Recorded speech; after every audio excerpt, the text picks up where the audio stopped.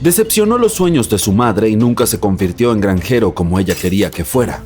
Sus relaciones con otras personas eran tan complicadas que estuvo solo durante toda su vida. Estaba interesado en la alquimia y se convirtió en uno de los científicos más famosos de todos los tiempos.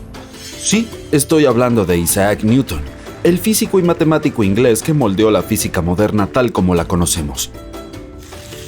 Newton nació en un pequeño asentamiento de Woolsthorpe en 1643.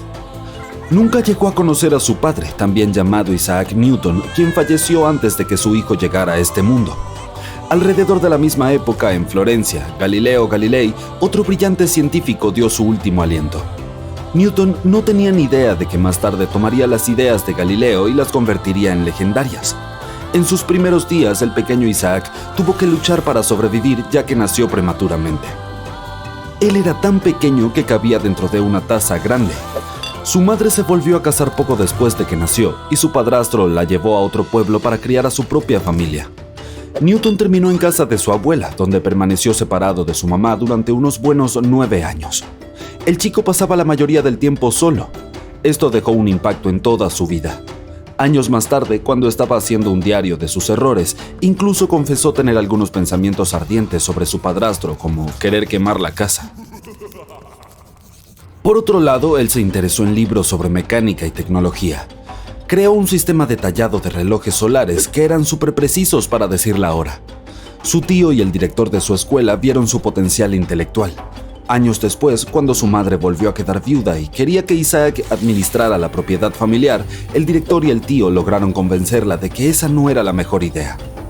En lugar de cuidar vacas y cultivos, el futuro astro de la ciencia prefería acurrucarse bajo un árbol con un buen libro. Su madre finalmente se rindió y el joven regresó a la escuela primaria. A los 18 años estaba listo para inscribirse en el Trinity College, en Cambridge. Para pagar su educación, Newton estaba realizando una especie de programa de trabajo y estudio, atendiendo mesas y cuidando las habitaciones de otros estudiantes. Cuando él llegó allí, el mundo estaba presenciando descubrimientos revolucionarios, los nuevos conceptos de la naturaleza y el universo. Pero como en la mayoría de las universidades, a Newton se le enseñó la antigua filosofía aristotélica. Sintió que el currículo estándar no era suficiente para él y pasaba su tiempo libre leyendo a filósofos modernos y estudiando nuevas matemáticas.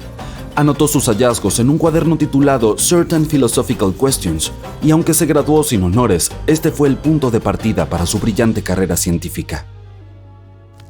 En 1665, la peste azotó el lugar, lo que llevó a cerrar toda la universidad. Newton estuvo atrapado en su casa durante los siguientes años, y su cerebro entró en sobremarcha. Desde la comodidad de su propio hogar estaba ideando ideas revolucionarias y sentó las bases de lo que ahora llamamos cálculo. Y no se detuvo ahí.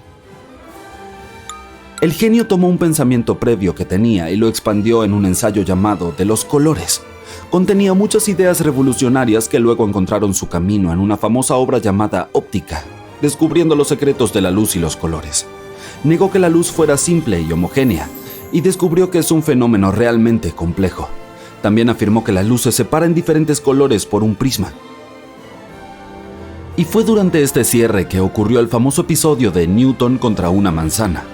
No hay pruebas de que la fruta realmente haya caído en la cabeza del científico, pero sí pasó tiempo en el huerto y ver caer la fruta le hizo preguntarse por qué las manzanas siempre caen recto al suelo, no de lado o hacia arriba. Ahora, eso podría no sonar como mucho, pero ese pequeño dato se convirtió en la piedra angular de la ley de la gravitación universal. El mundo no tenía idea de estos descubrimientos asombrosos que estaban sucediendo en el cerebro de Newton, sin embargo. Una vez finalizada la pausa, la mente brillante consiguió una pequeña beca en el Trinity College. Él comenzó a enseñar allí cuando tenía 26. Newton todavía no era exactamente el tipo de persona comunicativa. Tenía pocos amigos cercanos y a menudo olvidaba comer porque todos sus pensamientos estaban centrados en el trabajo.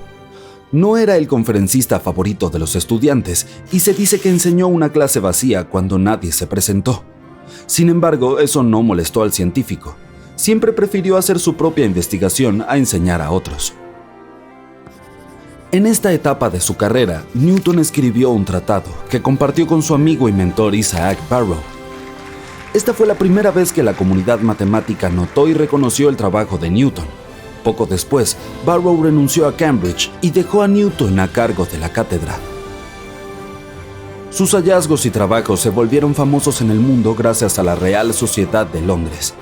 Ellos reconocieron y se interesaron en Newton cuando se enteraron de su invención, el primer telescopio reflector conocido y exitoso. Los telescopios anteriores usaban lentes para enfocar la luz y la imagen se distorsionaba. La invención de Newton utilizó un espejo, lo que hizo que las imágenes fueran mucho más claras. El científico no toleraba ninguna crítica y nunca perdonaba a las personas que se atrevían a hablar mal de su trabajo. En algún punto, la crítica de los demás lo llevó a pasar 6 años de su vida en completa soledad. Su probablemente mayor rival intelectual fue el científico y filósofo Gottfried Leibniz. Los dos no podían decidir cuál de ellos había inventado el cálculo. Newton había desarrollado su versión en la década de 1660, pero era tan reservado que decidió no compartirla con el mundo. Una década después, Leibniz formuló su propia versión del cálculo y la publicó otra década después. Newton acusó a Leibniz de plagiar directamente sus escritos no publicados. Leibniz afirmó que había llegado a sus resultados de manera independiente y sugirió que Newton era en realidad quien estaba robando su trabajo publicado. Leibniz, en un intento de defenderse, apeló a la Real Sociedad, la prestigiosa organización científica. Y adivina quién era el presidente de la institución. Lo adivinaste, el mismo Newton. Él llenó el comité que tomaría la decisión con sus propios partidos e incluso escribió el informe del comité él mismo. Al final, la versión de los hechos de Newton fue la que se acreditó públicamente, pero el sistema de cálculo de Leibniz es el que se usa comúnmente hoy en día. Cuando Isaac Newton falleció, no dejó testamento y una pila masiva de trabajo. Alrededor de 10 millones de palabras, suficientes para llenar 150 libros de la longitud de una novela. Estas correspondencias, notas y manuscritos contenían página tras página de asombrosa brillantez científica y matemática. Y también revelaban otro lado de Newton que su familia intentó desesperadamente mantener en secreto. Junto a su pionera labor científica, Newton estaba sumergido en la alquimia y la teología. El hombre estaba decidido a descifrar las profecías divinas. Newton no tuvo descendencia, por lo que el esposo de su sobrina nieta se convirtió en su heredero. No quería que el mundo descubriera ese lado de la estrella científica. Durante siglos mantuvieron oculta la obra de Newton a ojos indiscretos. Solo a finales del siglo XVIII los documentos llegaron a Cambridge. Eran caóticos y desordenados, una auténtica pesadilla. La universidad asignó a John Couch Adam, el codescubridor de Neptuno, y a George Stokes, otro brillante físico, para ordenar los trabajos de Newton. Los científicos decidieron procrastinar durante 16 años, pero cuando finalmente enfrentaron la abrumadora tarea de revisar los papeles, se llevaron una sorpresa. Imagina estar frente a las obras de este héroe científico solo para descubrir que estaba escribiendo sobre alquimia y temas seculares. Otra cosa que los científicos no esperaban ver eran 6 o 7 copias de la misma cosa. Newton tenía la costumbre de escribir momentos y tratados inacabados y repasaba las mismas ideas una y otra vez. Adams y Stokes deben haberse sentido decepcionados e incluso bromeaban que al científico debía gustarle más su propia letra que las cosas sobre las que escribía. Todavía no sabemos por qué no hubo una colección completa y editada de las investigaciones de Newton.